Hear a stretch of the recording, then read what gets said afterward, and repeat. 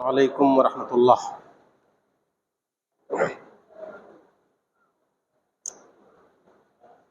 لا حول ولا قوة الا باللہ العلی العظیم۔ اعوذ باللہ من الشیطان اللعین الرجیم۔ بسم اللہ الرحمن الرحیم۔ والصلاة والسلام علی عبد اللہ ورسولہ وحبیبہ وحافظ سرہ ومبلغ رسالاتہ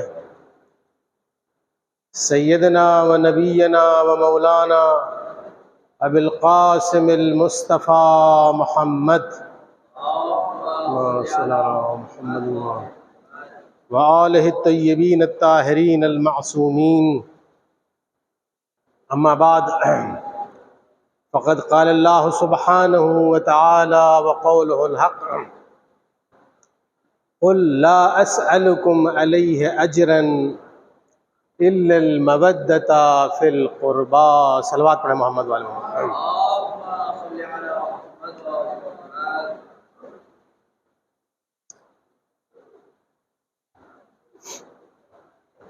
اے پیغمبر، آپ کہہ دیجئے کہ ہمیں اجر رسالت نہیں چاہیے۔ قل لا اسألکم علیہ اجرا الا المودۃ فی القربى، بس تم ہمارے قرابت داروں سے محبت کرو۔ حجۃ الوداع کے بعد، آخری حج کے بعد، پیغمبر اسلام کے پاس اہل مدینہ آئے، تشریف لے آئے، اور ان لوگوں نے کہا یا نبی اللہ، آپ نے ہم لوگوں کے لیے بڑی زحمت و مشقت کی، اسلام ہم تک پہنچایا، ایک دو دن نہیں بلکہ 23 سال تک آپ نے زحمتیں کی اور ہمیں اس قابل بنا دیا کہ ہم انسان کہے جانے کے قابل ہو گئے، وَإِلَّا تو ہم بالکل حیوان اور جانور کی طرح سے آپ نے سلیقہ بتا دیا اور ایک انسان کو انسان بنا دیا۔ علیکم السلام۔ تو آپ نے چونکہ ہماری اتنی خدمت کی ہے، لہذا اس کے لیے ہم آپ کو اجر دینا چاہتے ہیں۔ ہم چاہتے ہیں کہ جو سال بھر میں ہم کمائی کرتے ہیں اس کا 1/3 حصہ آپ کے حوالے کر دیں۔ ویسے بھی مجھے معلوم ہے کہ یہ پیسہ آپ اپنے اوپر نہ خرچ کریں گے، یہ عوام الناس فقراء ہی پر خرچ کریں گے، لیکن چونکہ آپ نے زحمت و مشقت ہمارے لیے بہت کی، ہمیں بالکل انسان بنا دیا، لہذا اس کا ہم اجر دینا چاہتے ہیں۔ تو ایسی صورت میں خداوند عالم نے یہ کہا کہ اے پیغمبر، آپ کہہ دیجئے ان لوگوں سے کہ لا اسألکم علیہ اجرا الا المودۃ فی القربى، کہ ہم تم سے کسی چیز کا اجر نہیں چاہتے، لیکن تم ہمارے اہل بیت سے محبت کرو۔ ما سألتکم من اجر فہو لکم، جس اجر کا سوال آپ نے کیا تھا وہ آپ ہی کے لیے تھا، لوگوں کے لیے تھا۔ پیغمبر کو کون غنی بنائے گا، کون مال دے گا؟ پیغمبر کسی کے مال کے محتاج تو نہیں۔ جسے خداوند عالم نے غنی بنا دیا ہو اسے کون بھلا غنی بنائے گا؟ پیغمبر کو اس مال و منال کی کوئی ضرورت نہیں تھی، بلکہ کہا کہ تم ہمارے اہل بیت سے محبت کرو۔ توجہ فرما رہے ہیں؟ تو اہل بیت کا محبت کے لیے محبت مانگی تھی آپ نے، اس کے علاوہ کسی چیز کا مطالبہ آپ نے نہیں کیا تھا۔ لیکن پیغمبر کے جانے کے بعد بہت ساری مصیبتیں اہل بیت پر ڈھائی گئیں، یہاں تک کہ امام علی علیہ السلام مدینہ کے باغ میں نکل رہے تھے، ٹہل رہے تھے مدینہ کی باغ میں، تو ایک باغ سے دوسرا باغ، دوسرے باغ سے تیسرا باغ، بڑے خوبصورت خوبصورت باغات تھے۔ مولا کائنات نے ایک باغ کو دیکھا، کہا یا نبی اللہ، یہ باغ کتنا خوبصورت ہے۔ تو کہا علی تمہارے لیے اس سے بہترین باغ بہشت میں تیار کر رکھا ہے خداوند عالم نے۔ دوسرے باغ کو دیکھا تو کہا یہ باغ کتنا خوبصورت ہے یا نبی اللہ۔ کہا اے علی تمہارے لیے اس سے اچھا باغ بہشت میں تیار ہے۔ دوسرا باغ، تیسرا باغ، چوتھا باغ، یہاں تک کہ 7 خوبصورت باغ مولا کائنات نے دیکھے اور کہا کہ یہ باغات کتنے خوبصورت ہیں۔ تو رسول اللہ نے یہ فرمایا کہ اس سے بہترین اور خوبصورت باغ خداوند عالم نے تمہارے لیے بہشت میں بنا رکھا ہے۔ اور اسی درمیان میں ایک مرتبہ ناگہانی مولا کائنات کو اپنے سینے سے لگا لیا اور بے تحاشا گریہ کرنے لگے۔ تو کہا مولا کائنات نے یا نبی اللہ آپ کیوں رو رہے ہیں، آخر گریہ کیوں کر رہے ہیں؟ کہا اے علی میں مستقبل گویا دیکھ رہا ہوں، تمہارے سلسلے میں جو لوگوں کے کینے ہیں وہ میرے مرنے کے بعد وہ نکالیں گے کینے۔ تو پیغمبر گویا مستقبل کو دیکھ رہے تھے۔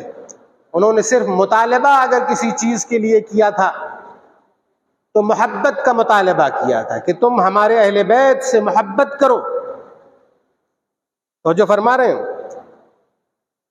اور محبت کے علاوہ کسی چیز کو آپ نے نہیں مانگا تھا، اس لیے کہ محبت جب اہل بیت سے ہوگی تو ان المحب لمن یحب مطیع، اس لیے کہ جو جس سے محبت کرتا ہے اس کی اطاعت کرتا ہے، اس کی پیروی کرتا ہے، اور اس پیروی کے نتیجے میں خداوند عالم اس سے محبت کرتا ہے۔ ومن احبہ اللہ لم یعذبہ، اور خداوند عالم جس سے محبت کرتا ہے اس کے اوپر عذاب نہیں کرتا ہے۔ تو کہا اہل بیت سے محبت کرو، یعنی قیامت میں سب سے پہلا کوئی سوال ہوگا تو کس چیز کا ہوگا؟ وہ محبت اہل بیت کے سلسلے میں سوال ہوگا، یعنی قیامت میں، اور اس کے علاوہ کسی چیز کے بارے میں سوال نہیں ہوگا۔ ابن سدیر یہ کہتے ہیں کہ میں امام جعفر صادق علیہ السلام کی خدمت میں موجود تھا، ان کے دسترخوان پر میں نے بہت لذیذ کھانا کھایا، بہت لذیذ کھانا کھایا، اور جب میں نے کھانا کھا لیا تو امام نے ہم سے یہ سوال کیا کہ اے سدیر یہ بتلاؤ کہ یہ کھانا کیسا تھا؟ تو میں نے کہا کہ اے مولا یہ کھانا بہت لذیذ تھا، اتنا لذیذ میں نے کھانا اپنی زندگی میں نہیں کھایا، اور نہ امید ہے کہ اس کے بعد اتنا لذیذ کھانا کھا سکوں گا۔ یہ کہہ کے سدیر رونے لگے۔ تو امام نے سوال کیا کہ اے سدیر تمہارے رونے کی وجہ کیا ہے، کیوں رو رہے ہو؟ کہا مجھے قرآن کریم کی ایک آیت یاد آ گئی، ثم لتسألن یومئذ عن النعیم، مجھے یہ آیت یاد آ گئی، شاید وہ اسی کھانے کے بارے میں ہے کہ تم سے قیامت میں جو نعمت دی گئی اس کے بارے میں سوال ہوگا۔ تو ایسی صورت میں امام جعفر صادق مسکرا دیے، آپ ہنس دیے، کہا یہ کیا بات کرتے ہو، خداوند عالم تمہارے کھانے پینے کے بارے میں سوال کرے گا؟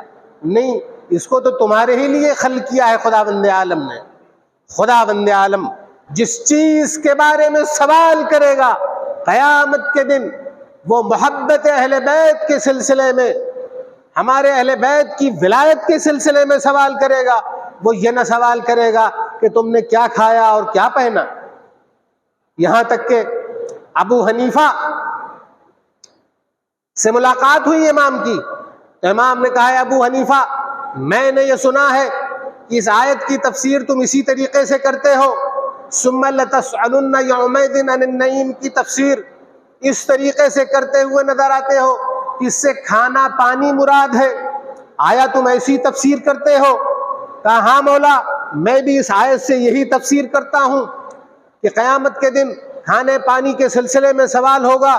تو امام نے کہا کہ اے ابو حنیفہ یہ بتلاؤ کہ تم کسی کے گھر پہ جاؤ اور وہ تمہاری مہمان نوازی کرے، کھانا کھلائے، بہترین کھانا، ناز و نعمت تمام چیزیں آپ کو کھلائے، اور بعد میں وہ منت کرے، بعد میں احسان جتلائے کہ ہم نے اپنے دسترخوان پر تمہیں یہ کھانا کھلایا، یہ پانی پلایا، یہ مشروبات، یہ معقولات، یہ سوالات کرنے لگے، تو ایسی صورت میں تم اس کے بارے میں کیا کہو گے؟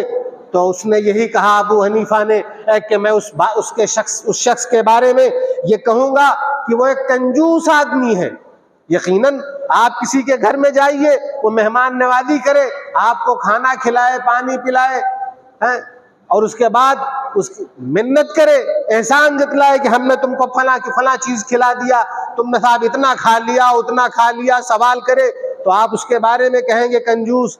اے ابو حنیفہ، کیا تم خداوند عالم کے سلسلے میں یہی تصور کرتے ہو کہ قیامت کے دن وہ تم سے سوال کرے گا کہ تم نے کیا کھایا اور کیا پہنا؟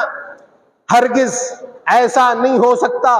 ابو حنیفہ بالکل خاموش ہو گئے، اس لیے کہ خداوند عالم کہا کہ اے ابو حنیفہ، کیا تم خداوند عالم کو بھی کنجوس سمجھتے ہو؟ جس طریقے سے ایک انسان کچھ کھلائے اور اس کے بعد احسان جتلا دے، آیا خداوند عالم بھی ایسا کرے گا؟ ابو حنیفہ بالکل ساکت ہو گئے۔ اسے کہتے ہیں تفسیر بالرائے، جو دل چاہا وہ تفسیر کر دیا ابو حنیفہ نے۔ اسی لیے تفسیر بالرائے کو ممنوع قرار دیا گیا ہے کہ اپنی مرضی سے قرآن کریم کی تفسیر مت کریے۔ مولا نے یہی کہا کہ اے ابو حنیفہ، خداوند عالم تمہارے کھانے پینے، معقولات اور ملبوسات کے سلسلے میں ہرگز سوال نہیں کرے گا۔ اگر کسی چیز کے بارے میں خداوند عالم تم سے سوال کرے گا تو ہماری محبت اور ولایت کے سلسلے میں، اہل بیت کی محبت اور ولایت کے سلسلے میں سوال کرے گا، یہ نہ سوال کرے گا کہ تم نے کیا کھایا اور تم نے کیا پیا ہے۔ توجہ فرمائیے گا، بعض لوگ یہ ہیں وہ کہتے ہیں کہ ہاں ہم آپ سے محبت کرتے ہیں، اور اس کے بعد مخالفین سے بھی محبت کرتے ہیں، کہتے ہیں علی بھی رضی اللہ اور معاویہ بھی رضی اللہ۔ توجہ فرمائیے، یعنی اہل بیت کے جو دشمن ہیں وہ بھی رضی اللہ اور اہل بیت بھی رضی اللہ، دونوں کو یہی کہتے ہوئے نظر آتے ہیں۔ تو ان کے سلسلے میں مولا کائنات نے یہ فرمایا کہ لا یجتمع حبنا وحب عدونا فی جوف انسان ان اللہ لم یجعل لرجل من قلبین فی جوفہ، یعنی خداوند عالم نے ہماری محبت اور ہمارے دشمنوں کی محبت ایک قلب میں نہیں رکھا، اس لیے کہ خداوند عالم نے ایک انسان کو دو قلب نہیں دیے ہیں کہ ایک میں میری محبت ہو اور ایک میں ہمارے دشمنوں کی محبت ہو، بلکہ خداوند عالم نے ایک قلب دیا۔ لہذا جو بعض لوگ یہ کہتے ہیں کہ ہم اہل بیت کو بھی چاہتے ہیں اور ان کے مخالفین کو بھی چاہتے ہیں، یہ تناقض گوئی ہے، یہ تناقض ہے، یہ ہرگز مولا کہتے ہیں جمع نہیں ہو سکتا۔ جس کے دل میں علی کی محبت ہوگی، علی کا جو دشمن ہوگا اس کے دل میں علی کی محبت نہیں ہوگی۔ علی کی محبت، ایک قلب میں علی کی محبت اور ان کے دشمن کی محبت، حسن کی محبت ان کے دشمن کی محبت، پیغمبر کی محبت ان کے دشمن کی محبت، بی بی فاطمہ کی بھی محبت ہو اور ان کے مخالفین جو ان کے دشمن ہیں، جنہوں نے ان کو اذیتیں پہنچائی ہیں، ان کی بھی محبت جمع ہو جائے۔ اس کے بارے میں مولا کہہ رہے ہیں وَلَا يَجْتَمِعُ حُبُّنَا وَحُبُّ عَدُوِّنَا، ہمارے اور ہمارے دشمنوں کی محبت ایک دل میں جمع نہیں ہو سکتی، اس لیے کہ خداوند عالم نے انسان کے لیے صرف ایک دل بنایا ہے، دو دل نہیں بنایا۔ لہذا اگر کوئی کہتا ہوا نظر آ جائے کہ ہم تو دونوں سے محبت کرتے ہیں تو یہ سمجھ لیجئے گا کہ وہ منافق ہے، وہ سچ نہیں بول رہا ہے۔ امام نے اسے تناقض گوئی قرار دیا ہے کہ یہ تناقض ہے۔ توجہ فرما رہے ہیں۔ تو اس محبت کی قیمت انسان کو کیا پتا، کتنی عظیم قیمت ہے، کتنی زیادہ قیمت خداوند عالم نے اس کے لیے رکھا ہوا ہے۔ یہاں تک کہ پیغمبر اکرم نے مولا کائنات سے کہا یا علی ولا تلومن الناس علی حبک فإن حبک مخزون تحت العرش لا ينال حبک من يريد انما يتنزل من السماء بقدرہ۔ اے علی، کسی کی ملامت اس لیے نہ کرو اپنی محبت کے سلسلے میں، اس لیے کہ آپ کی محبت تحت العرش، عرش کے نیچے ایک خزانہ ہے۔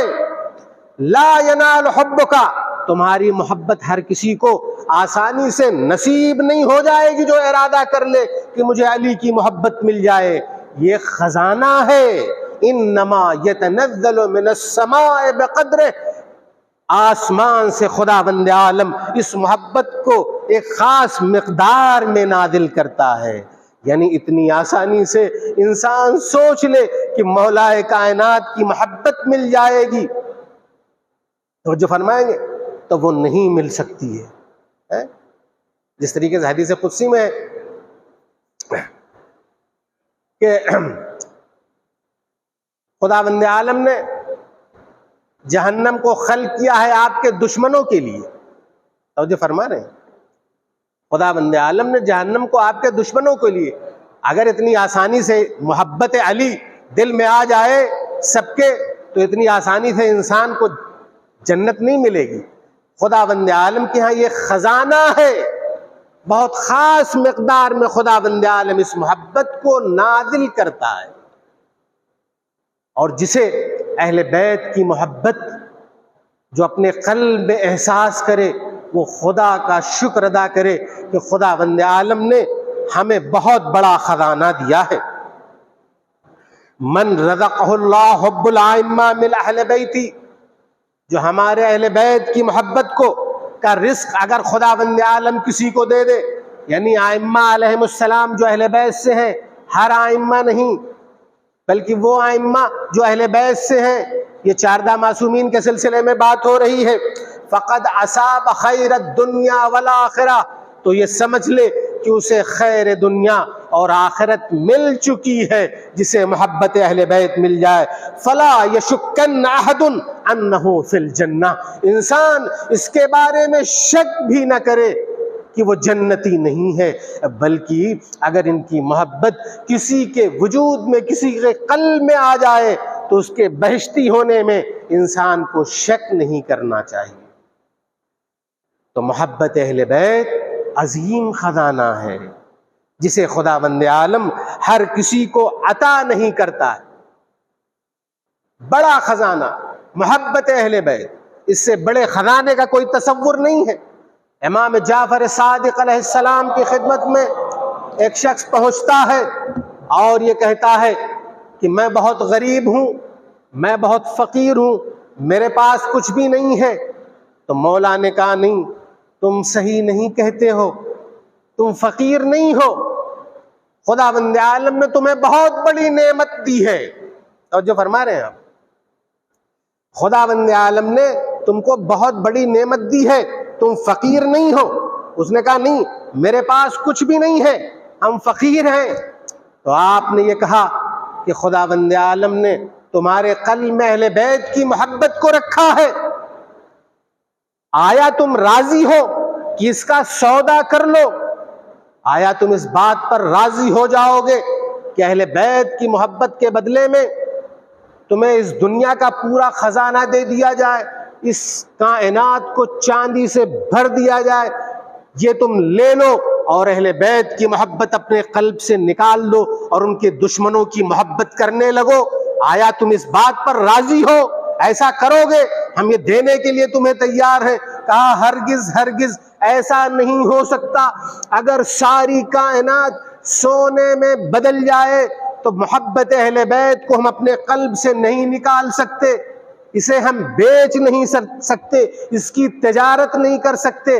پھر امام نے کہا کہ کس طریقے سے تم یہ کہتے ہو کہ ہم فقیر ہیں؟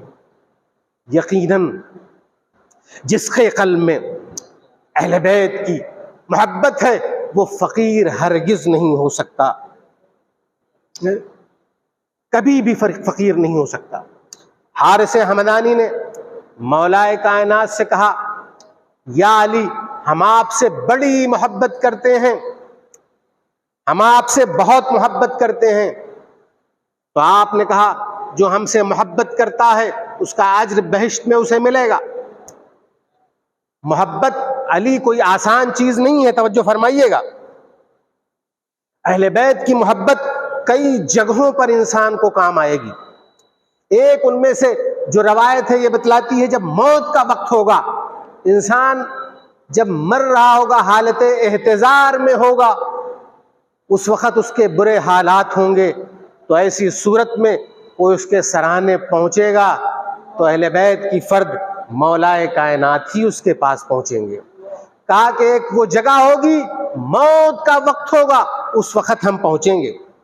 دوسری جگہ آپ نے بتائی کہ جب انسان قبر میں ہوگا تو سارے لوگ اس کے اعزاء و اقربا اسے دفن کر کے قبر چھوڑ کر چلے جائیں گے، کوئی نہ ہوگا، حتیٰ کہ اس کی اولاد بھی اسے چھوڑ کر چلی جائے گی، یکو تنہا قبر میں وہ بالکل اکیلا ہوگا، کوئی نظر نہ آئے گا۔ توجہ فرمائیے گا، ایسی صورت میں کوئی شخصیت جب وہاں پر نظر آئے گی تو مولا کائنات یہ فرماتے ہیں کہ ہم وہاں پر نظر آ جائیں گے۔ یہ مصیبت کا وقت ہوگا، یعنی موت کا وقت، مصیبت کا وقت ہے۔ ایسی صورت میں کوئی مددگار آپ کے پاس پہنچ جائے، وہ بھی مولا۔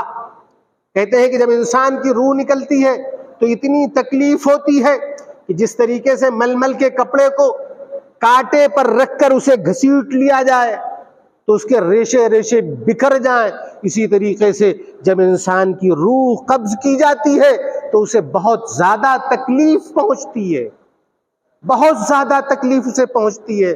ایسی صورت میں مولا کائنات جب سراہنے آ جائیں گے تو انسان اس غم کو بھول جاتا ہے۔ توجہ فرمائیے گا، جناب یوسف کے حسن کو دیکھ کر جتنی خواتین تھیں ان کے ہاتھ میں لیمو اور چھری تھا، سب نے جب حسن یوسف کو دیکھا تو اپنی انگلیوں کو کاٹ لیا، حسن یوسف میں محو ہو گئیں، انہیں پتہ بھی نہ لگا۔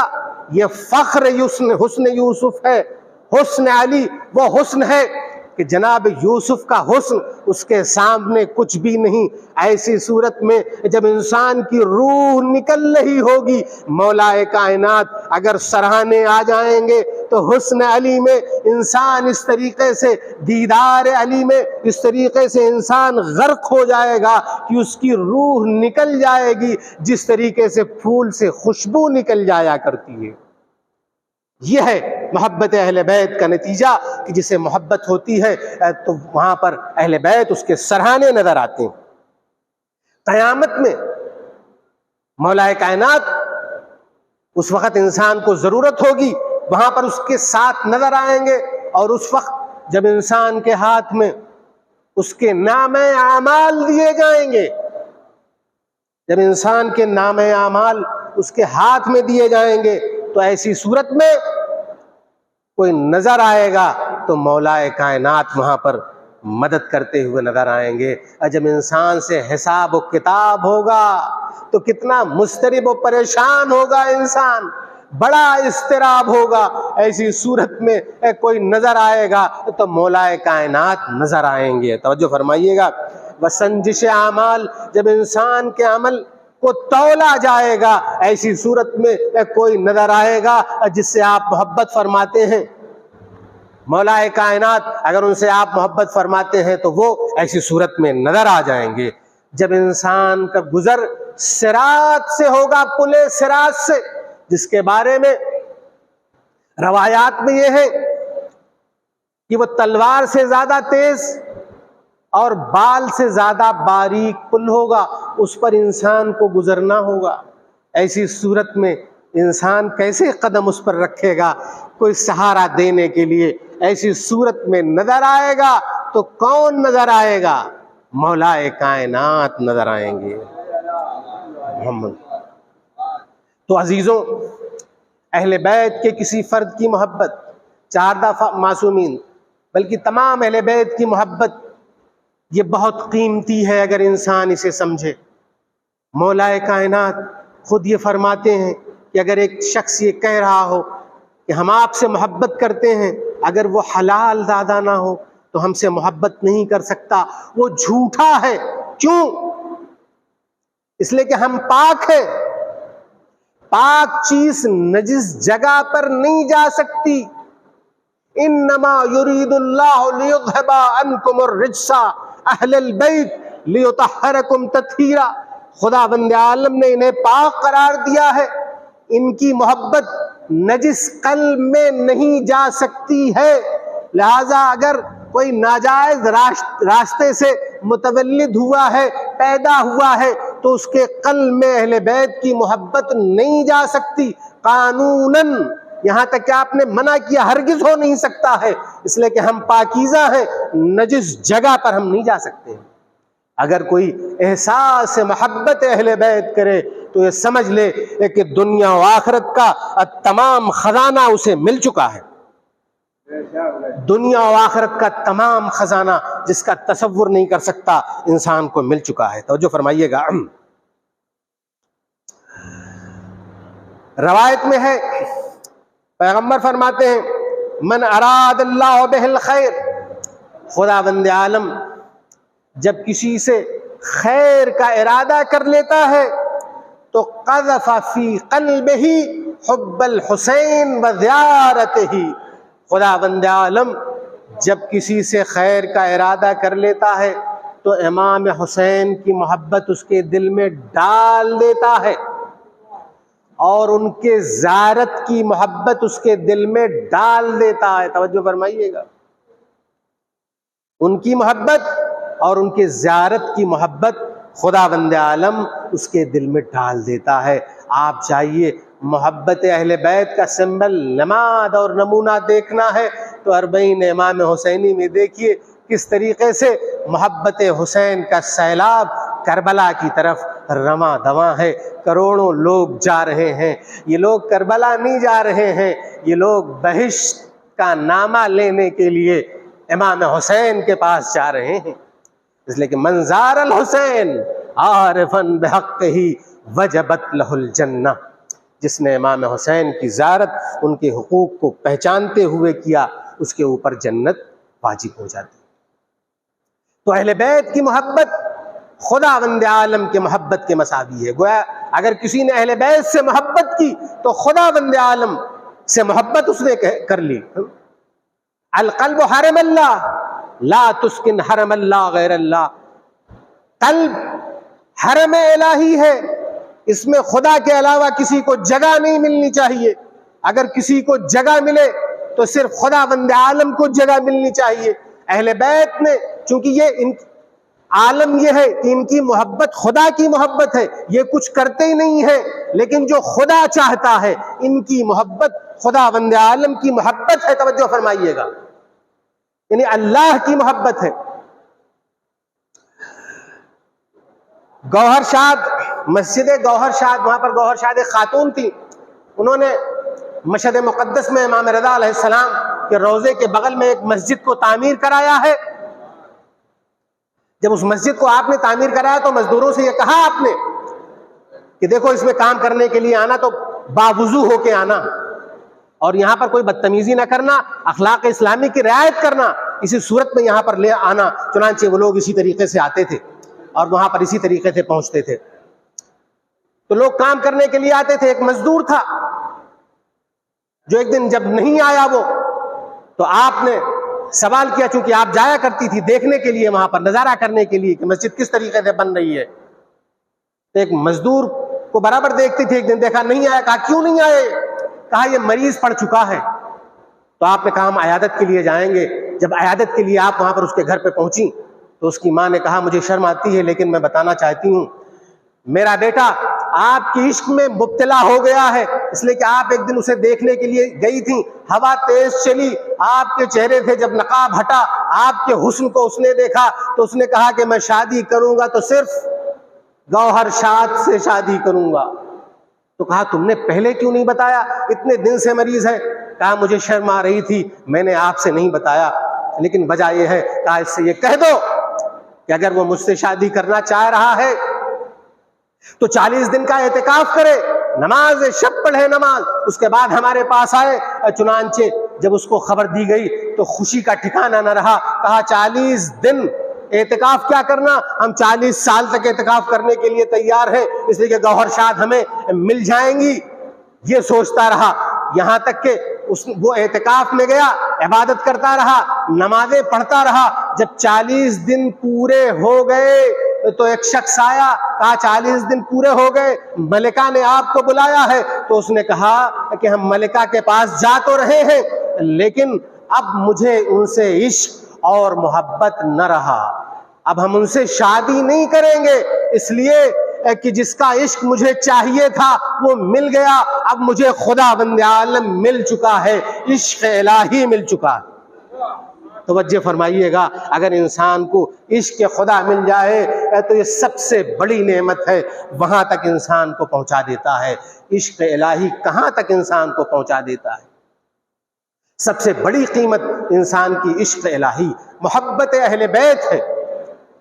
محبت اہل بیت اور عشق الہی ایک چیز ہے، توجہ فرمائیے گا، یہ ہو نہیں سکتا کہ کوئی اہل بیت سے محبت کرے اور خدا بند عالم سے محبت نہ کرے۔